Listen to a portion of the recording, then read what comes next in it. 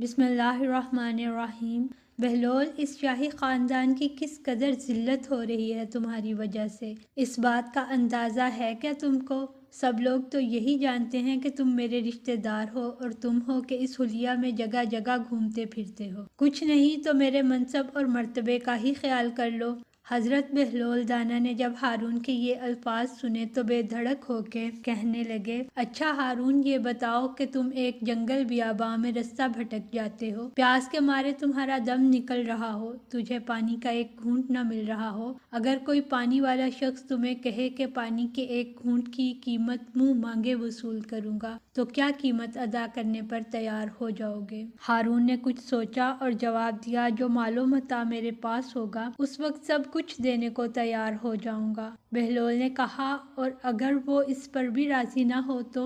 ہارون کہنے لگا، میں اپنی آدھی سلطنت اس کے نام کر دوں گا۔ بہلول کہنے لگے، اچھا، اور اگر پانی کا یہ ایک گھونٹ پی کر تمہاری جان تو بچ جائے مگر تجھے پیشاب رکنے کی بیماری لاحق ہو جائے اور کسی طرح دور نہ ہو اور تیری جان پر بن جائے اور تجھے پتہ چلے کہ کوئی شخص تیری اس بیماری کا علاج کر سکتا ہے تو تو اسے کیا دے گا؟ ہارون نے کہا، ہاں، میں اسے اپنی باقی سلطنت بھی دے دوں گا، جان ہے تو جہان ہے۔ ارے واہ! بہلول کہنے لگے، تو پھر تم اس بادشاہی پر غرور کرتے ہو جس کی قیمت پانی کے 2 گھونٹ سے زیادہ نہیں؟ ہارون خفیف سا ہو گیا، بہلول، تم دیوانے ہو گئے ہو مگر تمہاری عادتیں نہیں بدلی۔ اچھا یہ بتاؤ، تم علی ابن طالب علیہ السلام کی بہت بات کرتے ہو، کیا وجہ ہے؟ بہلول سیدھا ہو بیٹھا اور واضح الفاظ میں بولنے لگا، میرے خیال میں پیغمبر خدا حضرت محمد صلی اللہ علیہ وآلہ وسلم کے بعد حضرت علی علیہ السلام کو ایک خاص مقام حاصل ہے جو کسی اور کے حصے میں نہیں آیا۔ وہ سچے مومن تھے اور اطاعت خدا اور اطاعت رسول میں ان سے ذرا بھی کوتاہی نہیں ہوئی۔ انہوں نے خدائی احکامات پر حرف بحرف عمل کیا۔ آپ کے جیسا بہادر اور نڈر ڈھونڈے نہیں ملتا۔ حضرت علی علیہ السلام سے کسی نے پوچھا، حضرت، آپ جنگ میں اپنی جان کی پرواہ نہیں کرتے؟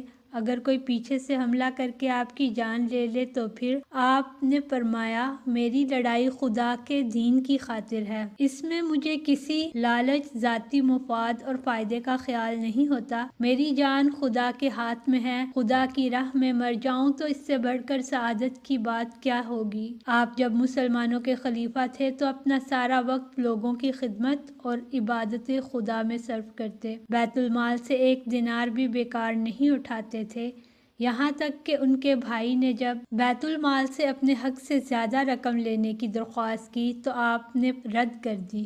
آپ تمام حکام سے فرماتے کہ لوگوں پر ظلم نہ کیا جائے اور ان کے معاملات کے فیصلے عدل و انصاف سے کیے جائیں۔ جو حاکم ذرا بھر بھی ظلم کرتا اس سے سختی سے نمٹتے اور فوراً منصب سے ہٹا دیتے، چاہے کتنا ہی عزیز کیوں نہ ہوتا۔ ہارون سنتے جا رہا تھا اور بہلول کی دیوانگی کے پیچھے چھپے رازوں سے آشکار ہوتا جا رہا تھا، کیونکہ ایک دیوانہ ایسی پتے کی باتیں نہیں کر سکتا تھا۔ بہلول میں کچھ تو غیر معمولی ہے جو اتنے علم کا حامل ہے، لیکن ٹھٹائی سے ایک اور سوال پوچھ ڈالا، اچھا بہلول، یہ بتاؤ کہ پھر علی علیہ السلام کو قتل کیوں کیا گیا کہ جب وہ اتنے بندہ نواز اور عبادت گزار تھے؟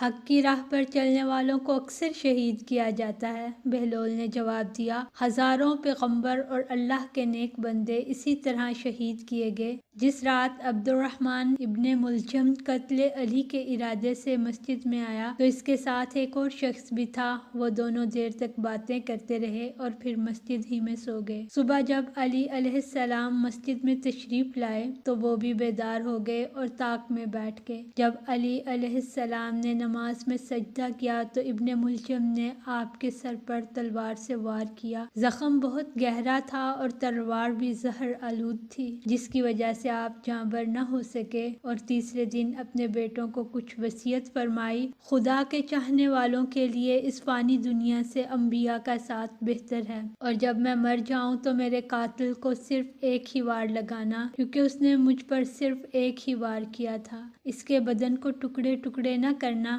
پھر کچھ دیر کے لیے بے ہوش ہو گئے۔ جب آنکھ کھلی تو فرمایا مجھے میرے آقا فرما رہے ہیں کہ علی تم بہت جلد ہمارے ساتھ ہوگے۔ یہ کہا اور پھر آنکھیں بند کر لی اور دوبارہ نہ کھولی۔ بہلول کا حرف حرف درد و الم میں ڈوبا ہوا تھا۔ ہارون بھی اس کی تاثیر میں کھو سا گیا اور دیر تک دونوں خاموش بیٹھے رہے۔ بہلول اٹھا، اپنی گدڑی سنبھالی اور چلتا بنا۔ ہارون اسے جاتے ہوئے دیکھتا رہا مگر کچھ کہہ نہ سکا۔